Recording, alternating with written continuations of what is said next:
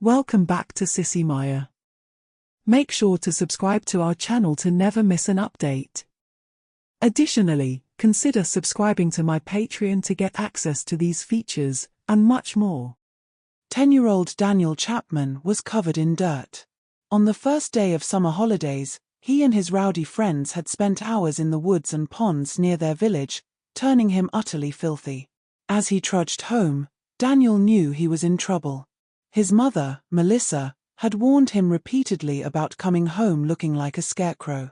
Last time, she'd given him a final warning: if it happened again, there would be consequences. And now, it seemed, those consequences were about to unfold. Reaching his house, Daniel sneaked around to the back, hoping to make it to his room unnoticed. No such luck. Just as he slipped in through the back door, a stern voice behind him exclaimed, "Hold on there, young man. What have you been up to this time?" Startled, Daniel turned to find his mother standing in the kitchen doorway. Slowly, he approached her, feeling her disapproving gaze. "Don't you ever listen," she chided. "I've lost count of how many times I've warned you about coming home like this.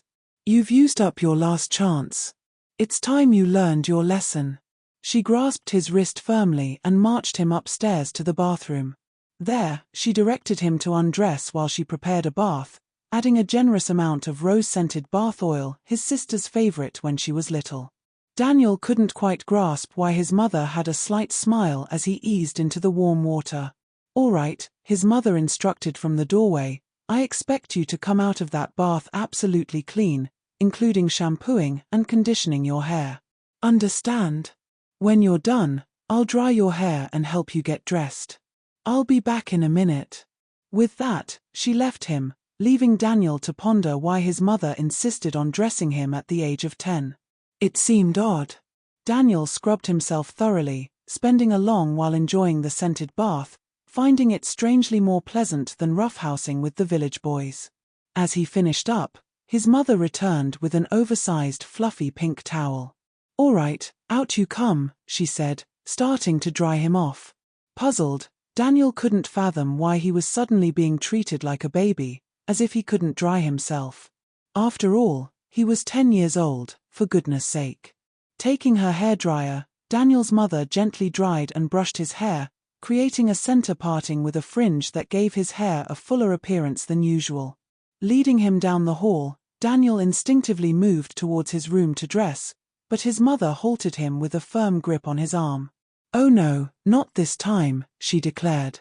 "You're going to wear something that will certainly discourage you from running around with your messy friends." With that, she guided him into his sister's old bedroom, where he stood wrapped in a towel as she opened the wardrobe and pulled out a dress. It was primrose yellow, high-waisted, delicately embroidered with smocking across the bodice, featuring a Peter Pan collar and short puffed sleeves. A sash at the waist completed the typical little girl's dress. Initially thinking it was a mistake, Daniel watched in bewilderment as his mother held the dress against him. "It looks a bit narrow," she remarked, "but the smocking should give it some stretch, fitting snugly." His mother grinned slightly as she retrieved a lightweight petticoat from a trunk. These clothes had once belonged to Daniel's older sister, Susan, and now seemed to fit him perfectly. Unaware that his mother missed having a little girl around, Daniel remained stunned into silence. "You can't be serious. I'm not wearing that," he protested as his mother shook out the dress. "You don't have a choice, my boy," she replied calmly. "Who knows, you might even find you like it," she added fondly. "After all, you were quite content in satin and lace when you were a baby." Curious to see where this dressing-up game was heading, Daniel decided to play along without further objection. Opening a drawer, his mother produced a pair of pale yellow satin panties to match the dress. They were adorned with a tiny satin bow at the front and lace-trimmed ruffles at the back. Seeing his compliance, his mother smiled as she helped him step into them, ensuring they fit snugly and adjusting the ruffles so they fluffed out over each other. Then it was time to put on his petticoat. Holding it down low, she said, "Come along, in you get." Daniel reluctantly stepped into it, and his mother quickly pulled it up over his hips. Then, standing behind him, She tightened the waist cord and tied it in a non-slip double bow behind him. Good, she smiled. Now for your feet. She sat him down on the bed, and after opening another drawer, pulled onto his feet a pair of white ankle socks that she turned down neatly. Over his ankle socks she slid a pair of white leather sandals with buckles at the side onto his feet, and strapped them on firmly. She told him to stand up, and while he put his head and arms into it, she placed the dress over his head before she pulled it down over him. One by one she fastened the small pearl buttons at the back of the dress, closing the bodice firmly around him, and then tied the wide sash into a large neat bow behind his back.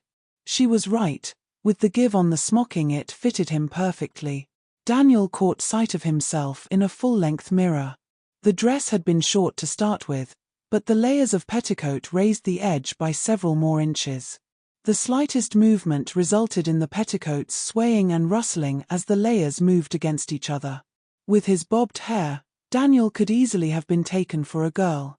But wait a minute, he was a boy. Suddenly he panicked. "Oh no, Mum, please, no," he cried in a confused mixture of emotions, and he ran from the room back to his bedroom. He flung himself down front first on his bed, and as his panties rubbed against the silk layer of the petticoats which floated down around his thighs, he felt a strange sequence of sensations. Almost without thinking, he lifted his body and dropped down again to repeat the effect. Suddenly, it didn't feel so bad after all, and he began to feel confused. His mother reached the open doorway of Daniel's room in time to see him lifting his body to let his dress and petticoats cascade down for a second time. She knew he was upset, but sensed that he just might be willing to explore this new sensation if she made it seem the simplest and most natural thing to do, and if she gave him something else to think about. She really wanted him to enjoy wearing a dress, but he would never have a real choice unless he had experienced wearing it for a while longer. She went over to where he was still lying face down on his bed and sat down beside him. She stroked his shoulders through the puffed sleeves of the dress, and could feel that he was holding his body tense despite her efforts to make him feel relaxed. Sadly, she sensed his resistance to the situation, and gave up stroking his shoulders. She was about to get up and abandon the whole idea, but she couldn't resist giving him a couple of pats on his petticoat and lace-covered bottom. This time she sensed a subtle change in how he was holding his body. She continued with a motion which moved silk dress against petticoat, and petticoat layers against lace-ruffled pants. Then at last she heard a barely audible sigh and felt his body relax completely as he began to realize that he was beginning to enjoy the sensation of his silky clothing. She knew it was the right moment to speak. "Daniel," she began gently, "I don't want you to do anything you're uncomfortable with. But sometimes, trying something new is the only way to know if you might like it. Why not give wearing a dress a try this evening, just the two of us? Tomorrow morning, you can decide what you want to wear." Daniel remained silent, no longer protesting loudly. His mother decided to continue. "I have an idea. Let's make tonight special for us. I'll cook a lamb roast and serve strawberries and ice cream for dinner." Turning to face her, Daniel could see how much this meant to her, and he decided to go along with her wishes. "What the heck," he thought, "there's no one else around to see me dressed like this anyway. Do I have to stay like this all evening?" he asked, sounding somewhat resigned. His mother wasn't sure if he genuinely wanted her to insist, so she replied, "Yes, dear, just to please me. After all, you're supposed to be learning a lesson for getting dirty again, aren't you? Tomorrow morning, you can choose." She smiled at him, relieved when he smiled back. "All right," he agreed, rolling over and standing up. "Just a moment," she said, "let me straighten your dress and petticoats in the front.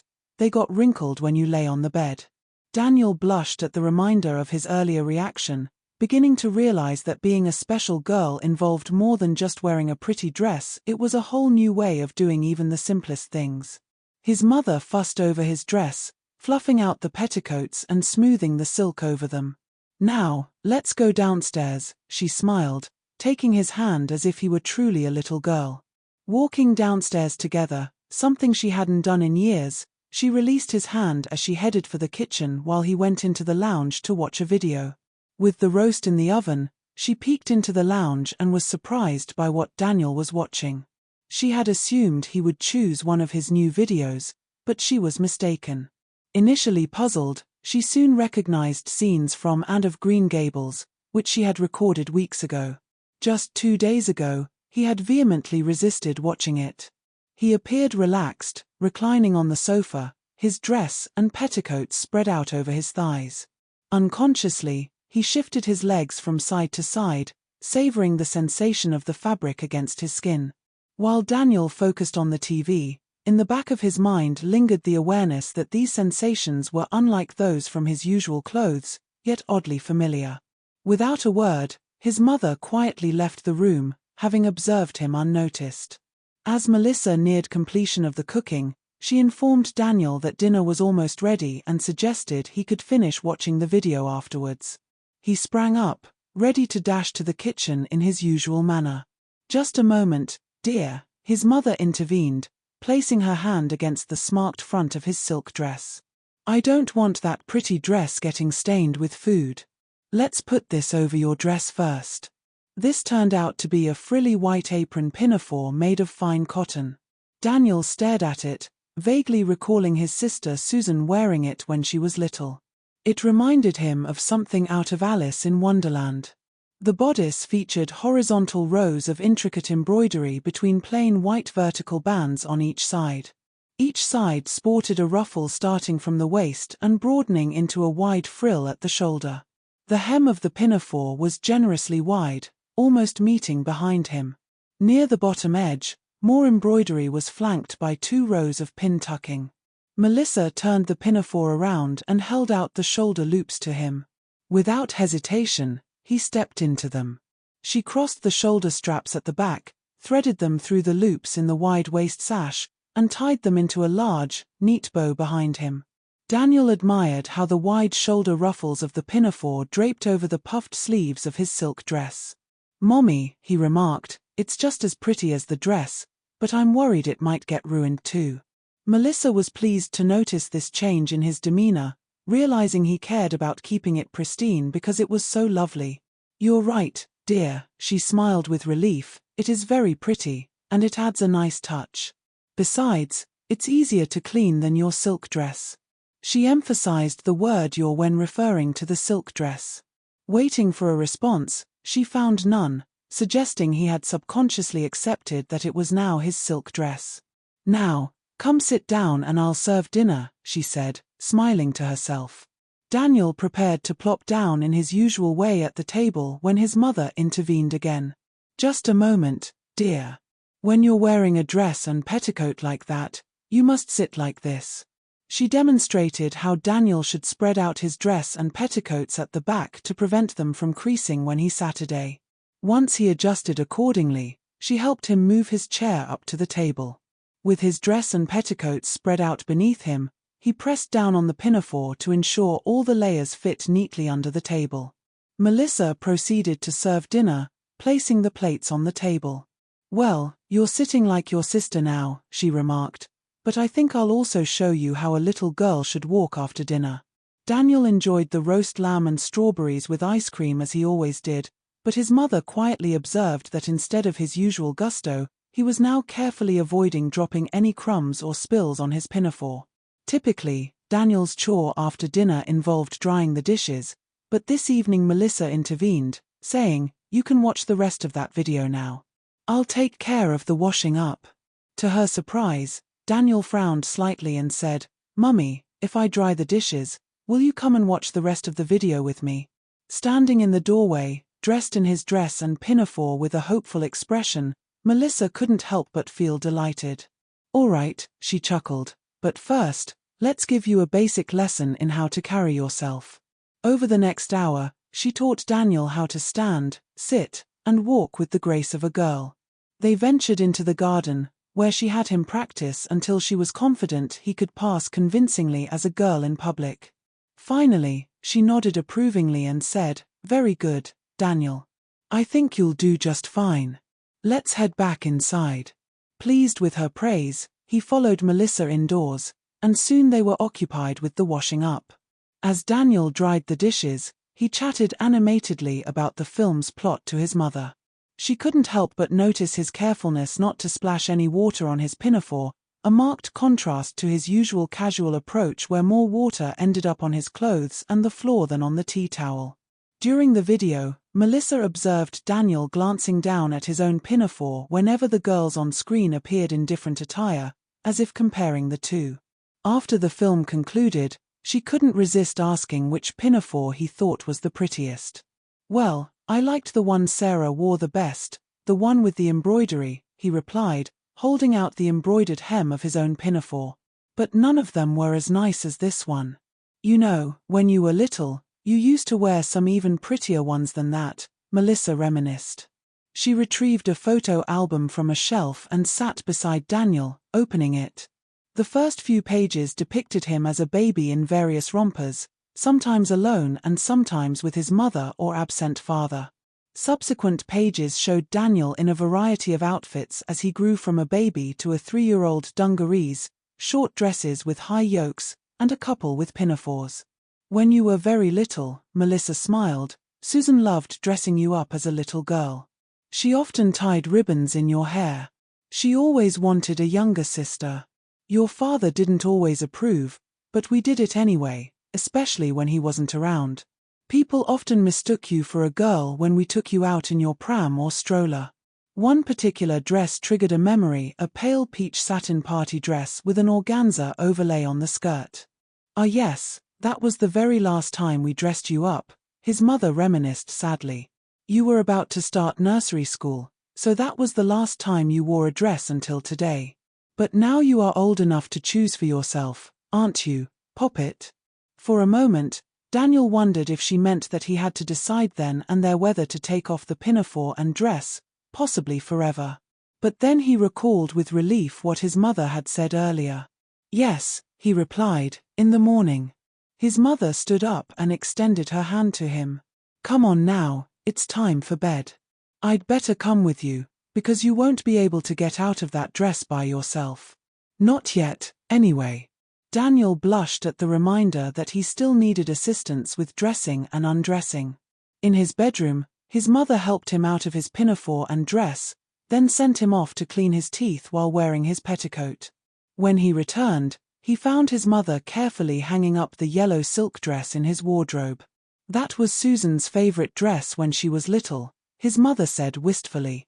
"She even had a doll wearing exactly the same dress." "What, exactly the same?" Daniel asked, lifting the hems of his petticoats to reveal the silk panties that matched the dress. His mother smiled. "Yes, exactly the same. I'll see if I can find it, and while I'm looking, slip into these pajamas of Susan's and get into bed." The garments she indicated bore little resemblance to his usual pajamas. The bottoms were loose-fitting bloomers, gathered just below the knee and flaring out in a frill. The top featured a circular yoke edged with a frill, with gathered material flaring out to hip length. Short puffed sleeves matched the frills on the bloomers. The fabric, adorned with a delicate design of pink rosebuds on a cream background, was the softest cotton Daniel had ever felt. He hesitated before putting them on, but then remembered his agreement to wear what his mother wanted until morning. Just as he settled under the bedclothes, his mother returned with a large doll dressed in a smart dress of the same primrose yellow silk as Daniel had worn. "And is she wearing exactly the same?" Daniel asked, his face slightly flushed. His mother smiled and handed him the doll. "Why don't you find out?" she suggested. As Daniel reached for the doll, his hand slipped under its dress and petticoat, confirming that the doll indeed wore silk panties with frills on the back, just like the ones he had worn. It was at this moment that his mother decided to broach the topic. "Daniel," she said gently, "you do prefer wearing these nice pretty dresses instead of those coarse jeans, rough shirts, and heavy shoes, don't you?" He decided to admit the truth. "Oh yes, Mummy," he whispered, "I do wish now that I was a girl instead of a boy." "Do you really want to be a girl?" his mother asked gently, her eyes filled with hope. "Not just for a day, but all the time?" Without hesitation, Daniel, now Lisa, nodded eagerly. "Yes," she affirmed, "all the time. I'd love that." His mother couldn't contain her joy. "Very well, my darling," she beamed, "then so you shall. Go to sleep now, my pretty one. When you wake up in the morning, all your boys' clothes will be gone, and your wardrobe will be filled with proper little girls' dresses. Later, I'll take you into town and we'll buy everything you need. You'll love it. There's just one other thing," she added softly. "If you're going to be a girl, you'll need a new name, won't you? I've thought about this for a long time. I'll give you the name I always wanted to give you if you had been born a girl. How would you like to be called Lisa Jane from now on?" A rush of happiness spread across Lisa's face. "Oh, Mummy, those are lovely names. Will you really call me Lisa?" "Of course, dear," smiled his mother warmly. "From this moment, you are Lisa Jane Chapman. Now, it's time for you to get some rest, young lady." His mother noticed how exhausted Lisa was after such an eventful day. She tucked her into bed, placing the doll beside her. As Lisa finally closed her eyes, her mother stood over her for a moment, overwhelmed with emotion. This had been the most perfect day, perhaps since the day she had taken a picture of Lisa in the peach dress when she was 3. If only there could be more days like this, but she knew that Lisa would have to choose for herself whether she wanted to be a boy or a girl. Daniel opened his eyes to the morning light filtering through his curtains, greeted by the sight of 3 hangers on his wardrobe doors holding the silk dress, petticoats, and pinafore. At first, he wondered if he was still caught in the strange dream from the previous evening, where he had lived as a girl. Fully waking with a start of embarrassment, he realized he had fallen asleep with the doll nestled against his chest, one arm wrapped around it, his other hand gently stroking and ruffling the lace on the back of the doll's panties. Quickly, he got out of bed and approached his wardrobe, only to find all his boys' clothes replaced by several hangers adorned with dresses.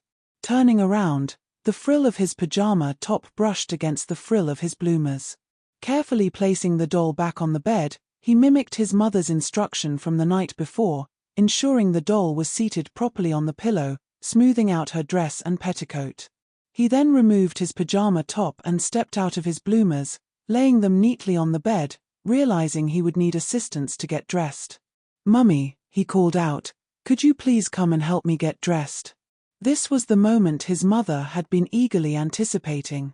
Hurrying up the stairs, she responded, "Of course, Lisa. But first, go to the bathroom and make sure you're nice and clean before I dress you. Off you go, while I find something really pretty for you." Lisa ran off to the bathroom while his mother, with a smile on her face, prepared his clothes. By the time Lisa returned to his room, everything was ready. "All nice and clean?" his mother asked with a smile. "Good. Let's get you ready. First, your vest and knickers." She picked up a white vest and a pair of pale pink knickers, dressing Lisa carefully and ensuring the vest was neatly tucked into the knickers. Holding up the dress that had once been his sister's favorite, she smiled warmly. "This used to be one of your sister's favorites," she said. "And now, it's yours." The dress, a delicate pastel pink adorned with tiny printed flowers and smocking across the front, featured a Peter Pan collar, short puffed sleeves, and buttoned up the back with small white buttons. Completing the ensemble was a sash belt that tied elegantly into a bow at the back, perfectly suited for a young girl. "Well, let's try it on, Lisa," his mother said warmly. "Put your arms up, dear." Lisa complied, lifting his arms, and she deftly guided them through the sleeves. With practiced ease from dressing his older sister in her youth, she pulled the dress over Lisa's head and fastened the buttons along the back. Securing a hook and eye closure behind his neck, she finished by tying the belt into a large, neat bow at his back. The hem fell just below his knees. "Oh yes," his mother remarked with a satisfied smile, "that fits perfectly. Now sit down, and I'll put on your shoes and socks." Daniel obeyed, settling into a chair. His mother fetched a pair of white cotton ankle socks and slipped them onto his feet, neatly folding them down at the ankles. "Shoes next," she announced, taking white leather T-bar strap shoes and buckling them securely. Standing up, Daniel found that they fit him perfectly. "Good," his mother said, beaming. "A perfect fit. You're going to look absolutely lovely, dear." Daniel smiled in delight. Seating him once more, she picked up a long, mid-brown wig and began brushing it out. Now, Lisa, she instructed gently, you'll need to wear this wig for a little while. Don't worry, eventually we'll work with your own hair. Sit up straight and keep your head still. Daniel complied, and she carefully positioned the wig, brushing it into place. The long strands cascaded over his shoulders and down his back. Stepping back, his mother admired the result. Very nice, she commented, pleased. But as a little girl, we'll style your hair just right. This brings back memories of when your sister was small. Hold still now. Drawing on her experience from styling Susan's hair in the past, she brushed the wig away from his face and gathered the top portion into a narrow ponytail, securing it with an elastic band. Now for your hair ribbon, she said softly. Taking a length of white ribbon, she carefully wound it around the base of the ponytail, tying it into a neat bow. Finally, she secured 2 pink plastic hair slides, shaped like small bows, on either side of his head, adding a delicate and dainty touch. Now, his mother said warmly, stand up, and let's see how you look. Taking his hand, she positioned him in front of the full-length wardrobe mirror. Well, she smiled, how do you like your new look, Lisa? Pretty enough for you? Daniel gazed at his reflection in astonishment. He hardly recognized himself. Standing before him was a charming little girl dressed in an adorable pale pink dress that gave him a nearly childish appearance. His long hair flowed down his back, secured with a large bow of hair ribbon, perfectly in the style of a young girl. Overwhelmed with emotion, tears welled up in his eyes as he exclaimed, "Oh Mummy, I look beautiful." "You certainly do, my darling," his mother beamed, barely able to contain her own joy. "You look even lovelier than your sister did. You're absolutely exquisite. Yes, you're going to make such a lovely little girl. Now, let's go downstairs for breakfast, and then we'll head into town for some shopping." Taking Lisa's hand gently, his mother led him downstairs for breakfast. They finished quickly, and once the dishes were put away, they were ready for their shopping excursion in town. With his true feelings now openly expressed, Lisa grew increasingly excited as the time to depart approached. Finally, he heard the magical words, "All right, Lisa, let's get going. It's time to find you some clothes." The moment had finally arrived. Daniel and his mother walked into the hallway where she slipped on her red tartan mackintosh and grabbed her umbrella. Melissa smiled down at her son, now transformed into the perfect image of a sweet 10-year-old girl. "You won't need a coat, Lisa," she assured him. "We'll buy you one in town, along with some lovely dresses. Come along." With that, she opened the front door. Daniel hesitated for a moment, nervous about presenting himself to the world as Lisa. However, Melissa gave him an encouraging smile and adjusted the bow of white hair ribbon in his long hair that cascaded down his back. She positioned him in front of the hall mirror, standing behind him with her hands on his shoulders. "Now, my darling, no need to be nervous. You look absolutely lovely. See for yourself." Daniel looked at his reflection and saw the truth in her words. He did look lovely. Before him was a girl who appeared more delicate and charming than many of the girls he knew from school. Running his fingers over his dress, he felt a sense of naturalness and certainty that this was how he wanted to be. A smile spread across his face as he looked at his mother in the mirror and said, "Oh yes, Mummy, you're right. I feel lovely too. Let's go." Feeling entirely confident in his appearance now, Daniel stepped out of the door and into the outside world. His mother locked the front door behind them, and as he turned towards the car, she surprised him by saying, "No, Lisa, we'll take the bus into town." Daniel furrowed his brow with concern, but Melissa quickly reassured him, sensing his unease. "Don't worry, darling. I know you're anxious about being recognized by some of your friends, but trust me, they won't even notice you unless you're face to face. And I'll make sure that doesn't happen. People see only what they expect to see. It won't occur to their minds that you could be anyone other than my niece Lisa, visiting for the holidays. That's the story I'll tell their mothers. And as for Daniel, well, Let's just say he's off staying with his aunt for a while, a sort of exchange, you see? So, there's nothing to worry about, and nothing to stop you from being Lisa for the next couple of months at least. After that, we'll consider how to make this change more permanent. As his mother's confident reasoning sank in, Daniel relaxed and grinned. Will we really fool them, Mum? Can I really be Lisa all the time? Of course you can, she smiled warmly.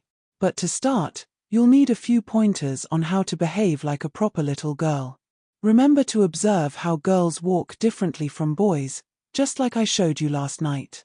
That's why we're taking the bus, to give you a chance to observe and learn. Don't worry, you'll pick it up quickly. Now, remember, short, quick steps, and keep your arms still.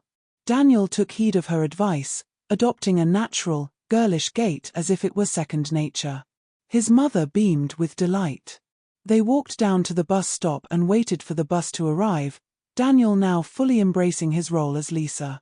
Standing with his feet together and hands clasped in front, dressed in Susan's pretty dress, white ankle socks, and sandals, with his long hair adorned with a bow of white ribbon trailing down, he looked every bit the part. Melissa glanced at him with confidence, and he grinned back, sharing their little secret. After a couple of minutes, two ladies approached and stood nearby. They recognized Melissa, and one of them greeted her. Oh, hello Melissa, off to town? Yes, Melissa replied, seizing the moment to introduce Daniel to the world. It was his first test. Oh, by the way, she added, placing a hand on Daniel's shoulder, this is my niece Lisa. She's visiting me while Daniel stays with her mother. We thought they'd both enjoy a change of scenery, and it's lovely having a little girl around again. The explanation worked like a charm. The woman looked at Daniel for a moment and remarked, my goodness, they look so alike, don't they? Lisa could be his twin sister. Yes, that's what everyone says, Melissa remarked casually, though you can see the differences when they're together. Lisa is a bit taller than her cousin, and definitely more charming, she chuckled. The two women laughed along, unaware of the deception. When the bus arrived, Melissa strategically seated Daniel by the window behind the women to prevent too much interaction, while she engaged them in conversation. The first challenge was successfully navigated. Upon reaching town and disembarking at the shopping precinct, as they parted ways, one of the women called out, "Oh Melissa, why don't you bring Lisa over for tea next week? I'm sure she'd love to meet Emily and Jennifer." Daniel's heart sank as he whispered urgently to his mother, "Oh no, Mum, I can't meet Emily and Jennifer like this. They'll recognize me." "Don't worry," Melissa reassured confidently, "we'll make sure it's at least 3 weeks before you have to worry about them. By then, they'll be just as fooled as their mother was. Trust me. Now, let's find you some dresses." With his confidence restored, Daniel grinned at the prospect and paused with his mother outside a children's dress shop. The window displayed exquisite dresses for girls of all ages, from infancy to early teens. As Daniel gazed at the window display, Melissa noticed the joy on his face and smiled, realizing how genuinely happy he was. "Well," she said, "let's go inside and see what we can find, shall we?" Taking his hand, she led him into the shop. Inside, the shop was a paradise of clothing for girls of various sizes and ages. Racks filled with dresses and frocks for every occasion surrounded them. Melissa smiled as Daniel released her hand and walked directly to a charming dress displayed on a stand. He reached out, his eyes sparkling, and exclaimed, "Oh Mummy, this is just perfect. What do you think?" The expression on his face conveyed everything Melissa needed to know. As he spoke, a shop assistant approached them, observed Daniel, and remarked with a smile, "Well, she certainly knows what she wants, doesn't she?" "Yes," Melissa agreed. "Can she try one on?" "Certainly," the assistant replied. "I'll fetch one from the rack." "What size is she?" "Size 12, Melissa answered confidently. The assistant retrieved a dress identical to the one on display and handed it to Melissa. She guided Daniel into a fitting room, drew the curtain, and carefully unfastened his current dress. Taking the new dress, she held it out for him to step into, avoiding the need to pull it over his head and disturb the wig. Quickly fastening the buttons at the back and securing the hook and eye behind his neck, she tied the sash in a neat bow at the back. After a final check to ensure his hair was tidy, she drew back the curtain, and they stepped out into the shop. The shop assistant looked at Daniel and smiled warmly. "You look delightful," she remarked. "What's your name?" Without hesitation, Daniel replied, "Lisa." "Well, Lisa," the assistant continued, "it looks perfect on you. Do you like it?" "Oh yes," exclaimed a delighted Daniel. "It's lovely." "Well, I don't think the first choice posed any problem," Melissa smiled, pleased with Daniel's acceptance of his new role. "We'll definitely take it. But I'd like to pick a couple more dresses for her, as well as some socks and underwear." For the next hour, an ecstatic Daniel savored the opportunity to try on a variety of dresses for the first time in his life. They came in different colors and patterns, all satisfyingly juvenile in design. He was making up for lost time, enjoying the experience of being a proper little girl that had been denied to him until now. His mother shared in his delight. Eventually, they had purchased all the items he needed. After thanking the shop assistant, they stepped back out into the shopping precinct. As they did, Melissa glanced up at the darkening sky and remarked, "Lisa, I think it's time we got you a raincoat. Come along, there's a raincoat shop just down here." Daniel's confidence in his appearance was rapidly growing as he noticed that no one paid him a second glance. He was particularly pleased with himself for convincing the shop assistant that he truly was a 10-year-old girl. But then, why should she think otherwise? His naturally feminine features, combined with his wig and clothing, gave no reason for doubt. He began to embrace his new persona as Lisa, especially with his mother's supportive presence. Arriving at the raincoat shop just as it started to rain, they entered the store. The air smelled of gabardine and rubberized macintoshes, and coats of various styles hung on racks along the walls. A lady emerged from behind the counter and greeted them. "Good afternoon, madam. Can I help you?" "Yes, please," Melissa replied. "I'm looking for a macintosh for my little girl. Something similar to mine, but in a more suitable style, and in a size 12. "Very well," the lady responded, glancing at Daniel. After a moment's thought, she went over to a rack of children's raincoats, selected one, and held it up on its hanger. It was a red rubberized macintosh, designed with buttonholes meant to fasten on the girl's side. It featured a buckle belt threaded through keepers at the sides of the waist and an attached hood secured with a button fastening under the chin. The hood was square-cut across the top, typical of girls' school Macintosh styles. "Oh yes," Melissa nodded approvingly. "That's exactly what I had in mind.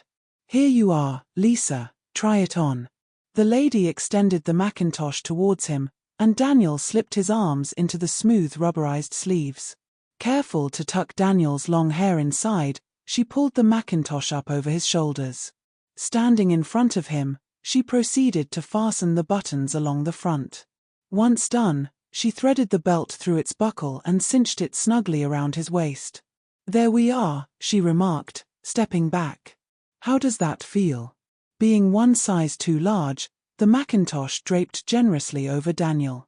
The hem hung well past his knees, and the sleeves reached down to his knuckles. "Yes, that's fine," Melissa affirmed with approval. "I wanted it slightly oversized to ensure she'll be well covered and grow into it. Let's see how it looks with the hood up, shall we?" She lifted the hood over Daniel's head and fastened it securely under his chin. Turning back the front of the hood to reveal his face peeking out demurely from underneath, she smiled. "There we are, one little girl ready for the rain." Daniel examined his reflection in the full-length mirror. As usual, his mother was correct. Before him stood an entirely convincing little girl, whose slight stature was accentuated by the ample size of the Macintosh. "Well, that will certainly keep her dry," the lady chimed in, glancing out the window. "Especially in this downpour." Indeed, the rain was now pouring heavily outside. Melissa quickly paid for the Macintosh, and the lady opened the door, allowing them to step out into the downpour. Fortunately, the new dresses were double-bagged in plastic to protect them from getting wet, and Daniel and his mother each carried one bag. Daniel relished the dry warmth inside his new rubberized Macintosh, as not a drop of rain penetrated it. However, outside, rain drummed on his hood, trickled down the sleeves and hem, and dripped onto his bare legs, ankle socks, and shoes. The wet rubberized fabric swished against his calves with a distinctive sound, and as it became wetter, the scent of rubber grew stronger. They soon arrived at the bus terminal, where their bus awaited. Melissa loosened the tie strings of her Macintosh hood. Seeing that Daniel appeared a bit chilly, she suggested he keep his hood up until they reached home. Daniel gladly complied, feeling it framed his face sweetly, enhancing his sense of being a girl. Melissa paid their fares, and after a brief journey, they arrived home. They promptly removed their soaking Macintoshes upon entering the kitchen and hung them up to dry. "All right, Lisa," Melissa said, "let's take your new dresses upstairs and change your shoes and socks." They ascended to their room where Melissa helped Daniel out of his damp shoes and socks, drying his feet with a towel. She then fitted him into another pair of white ankle socks and a pair of brown T-bar Melissa Jane shoes. Afterward, they returned downstairs to prepare tea. While Melissa busied herself in the kitchen, she asked, "So, Lisa, how was that? Did you enjoy it?" "Oh yes, Mum," Daniel replied enthusiastically. "It wasn't as difficult as I thought it would be. It all felt so normal somehow. Like it was the real me." Melissa smiled warmly, realizing her wish of having another little girl around the house had come true. They enjoyed their tea together, and afterwards, they settled on the sofa to watch TV for the evening. Her new daughter nestled close to Melissa, and they exchanged affectionate squeezes of each other's hands. As the evening wore on, Lisa began to feel the day's excitement catching up with her. Sensing her growing sleepiness, Melissa took her upstairs and helped her change into nightclothes. The little girl was soon tucked snugly into bed, and as Melissa switched off the light, she gazed down at her small form with a smile. Everything was now in place, and she knew Daniel was unlikely to return for quite some time.